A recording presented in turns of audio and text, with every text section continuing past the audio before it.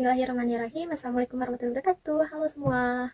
Perkenalkan, nama saya Indah Rahmawati Putri, asal kelas dari B2 Manajemen, merupakan salah satu mahasiswi dari Universitas Teknologi Digital Bandung dengan NPM 10 12 19 S1. Nah, dalam video ini saya akan menjelaskan atau memaparkan beberapa materi yang pernah kita pelajari di pertemuan sebelumnya, yaitu tentang Ma'rifatul Quran. Lebih tepatnya, saya membuat video ini yaitu untuk memenuhi salah satu persyaratan mengikuti evaluasi tengah semester pada mata kuliah Pendidikan Agama Islam. Mohon disimak sampai beres ya, dan mohon maaf jika dapat banyak salah kata. Nah, di sini ada beberapa bahasan yang akan saya presentasikan atau yang saya jelaskan. Yang pertama yaitu tentang ta'riful Quran atau definisi Al-Quran. Yang selanjutnya yaitu asmaul Quran atau nama-nama Al-Quran. Dan yang terakhir yaitu tentang muqtadal imani bil Quran atau konsekuensi atau tuntutan iman terhadap Al-Quran.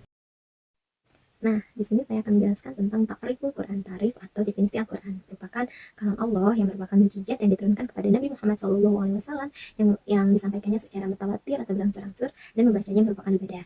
Nah, nanti di slide selanjutnya saya akan menjelaskan tentang apa nih kalam Allah itu, terus tentang sejarah diturunkannya Al-Quran itu bagaimana, dan mengapa membacanya ini merupakan ibadah. Oleh karena itu, saksikan sampai beres ya. Yang pertama yaitu kalamullah. Apa itu kalamullah? Kalam dalam istilah ilmu nahwu yaitu sesuatu yang terdiri dari tatkara. Terdapat dalam kitab Ajurumiyah yakni al-kalamu wal lafdzul murakabul mufidu bil wati, yang artinya kalam adalah lafaz yang tersusun yang memberi faedah dengan menggunakan bahasa Arab. Nah, kalamullah ini terdiri dari dua unsur kata, dari lafaz kalam dan Allah. Al-Quran ini merupakan kalamullah, firman Allah Ta'ala dalam bentuk wahyu yang disampaikan kepada Nabi Muhammad SAW yang melalui malaikat Jibril. Nah, kalam ini bukanlah kata-kata manusia, bukan pula kata-kata jin, syaitan, atau malaikat. Ia sama sekali bukan berasal dari pikiran makhluk, bukan syair, bukan sihir, bukan pula produk kontemplasi atau hasil pemikiran filsafat manusia. Hal ini ditegaskan oleh Allah Ta'ala yang berbunyi, A'udzu billahi minasyaitonir rajim. Bismillahirrahmanirrahim. Wa ma yantiqu 'anil hawa in huwa illa wahyu yuha. Yang artinya, dan tiadalah yang diucapkan itu Al-Quran menurut kemauan hawa nafsunya. Ucapannya itu tiada lain hanyalah wahyu yang diwahyukan kepadanya. Quran surat ke-53 ayat 3 sampai 4. Nah, selanjutnya yaitu tentang sejarah Al-Quran. Nah, sejarah turunnya Al-Quran ini bisa kita sebut atau sering gunakan dengan istilah nuzulul Quran. Nah, bahkan terdapat beberapa peringatan nuzul Quran sebagai bentuk penghormatan dan pengagungan kita terhadap Al-Quran. Nah, kebanyakan masyarakat itu hanya mengetahui bahwa Al-Quran itu diturunkan pada bulan Ramadan. Namun, sebetulnya Al-Quran ini diturunkan dalam beberapa tahapan ke Nabi Muhammad SAW hingga bisa kita baca sampai saat ini. Nah, menurut Al-Zarqani dalam Manihil Al-Irfan berpendapat bahwa proses turunnya Al-Quran ini terdapat 3 tahapan. Tahapan yang pertama yaitu Al-Quran turun secara sekaligus dari Allah ke Lauhil Mahfudz. Lauhil Mahfudz ini merupakan suatu tempat yang merupakan catatan tentang segala ketentuan dan kepastian Allah. Sebagaimana disebutkan dalam surat Al-Buruj ayat 21-22.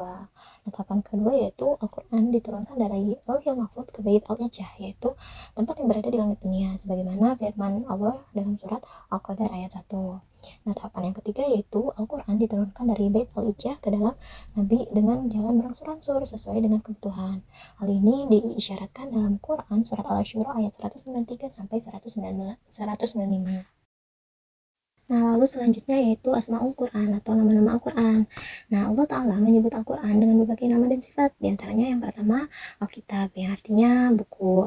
Nah, karena Alkitab ini merupakan isyarat bahwa Al-Quran ini harus ditulis. Karena itu Nabi Muhammad SAW memerintahkan kepada para sahabat menulis ayat-ayat Al-Quran. Yang kedua yaitu Al-Huda sebagai petunjuk. Karena Al-Quran ini merupakan petunjuk yang mana mengarahkan manusia kepada jalan-jalan yang lurus yang menyelamatkan mereka dari keyakinan yang sesat. Nah, yang ketiga yaitu Al-Furqan, yang artinya pembeda.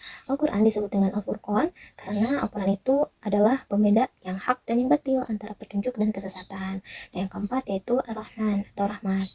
Nah, Al-Quran ini disebut Ar-Rahman karena Al-Quran merupakan karunia bagi orang-orang yang meyakini dan melaksanakan petunjuk-petunjuknya. Nah, yang kelima yaitu An-Nur atau cahaya.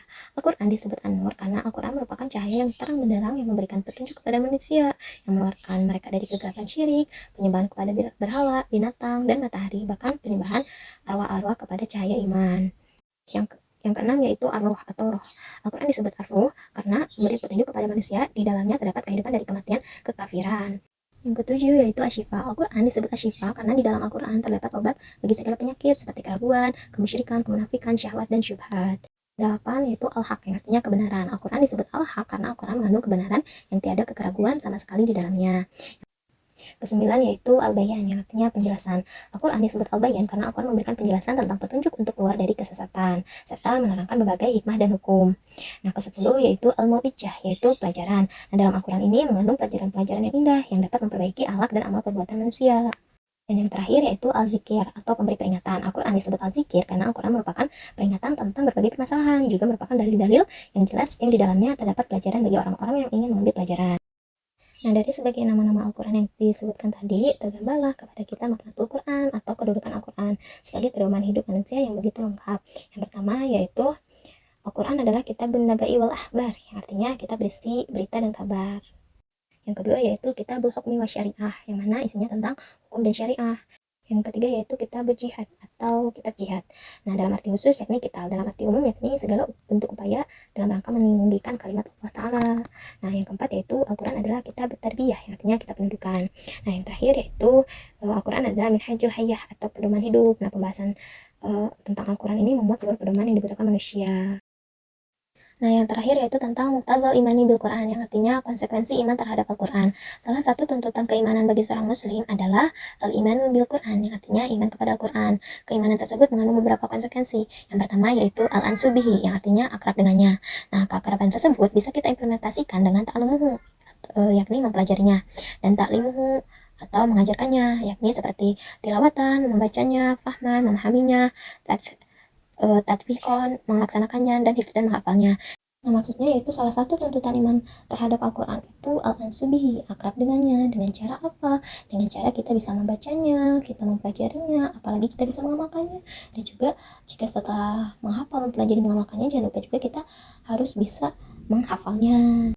Nah, tuntutan iman terhadap Al-Quran selanjutnya yaitu tarbiyatun nafsi bihi, yang artinya membina diri dengannya. Setiap apapun itu kita hendaknya bersungguh-sungguh dalam membina diri dengan Al-Quran. Lalu yang ketiga, atas limuli ahkamihi, yang artinya tunduk kepada hukum-hukumnya. Tidaklah pantas bagi orang-orang yang menyatakan diri beriman kepada Al-Quran jika tidak tunduk dan menerima hukum-hukumnya. Yang keempat yaitu ad-da'watu ilaih, yang artinya menyeru manusia kepadanya. Maksudnya, diturunkannya Al-Quran adalah sebagai petunjuk bagi umat manusia. Ia adalah risalah Allah yang harus disampaikan oleh para rasul kepada seluruh manusia tanpa terkecuali. Dan yang terakhir yaitu ikmatuhu fi ardi, yang artinya menegakkannya di muka bumi. Allah Ta'ala telah mensyariatkan kepada Rasulullah SAW sebagaimana telah mensyariatkannya pula kepada Rasul-Rasul sebelum untuk menegakkan agama. Ini mengapa membacanya ini merupakan ibadah? Karena Al-Quran ini berisi tentang pedoman-pedoman hidup kita, petunjuk bagi kita, dan beriman kepadanya juga merupakan hal yang perlu kita lakukan, yang wajib kita lakukan, karena beriman kepada Al-Quran ini merupakan salah satu dari rukun iman. Jadi, sebagai pengikut Nabi Muhammad SAW, hendaknya kita melaksanakan pula tugas mulia ini dengan sungguh-sungguh, sehingga nyatalah dirasakan oleh seluruh manusia bahwa Al-Quran ini adalah rahmat bagi manusia. Mungkin cukup sekian yang bisa saya paparkan. Mohon maaf bila terdapat banyak salah kata dan terdapat banyak kesalahan. Mohon koreksinya. Wassalamualaikum warahmatullahi wabarakatuh.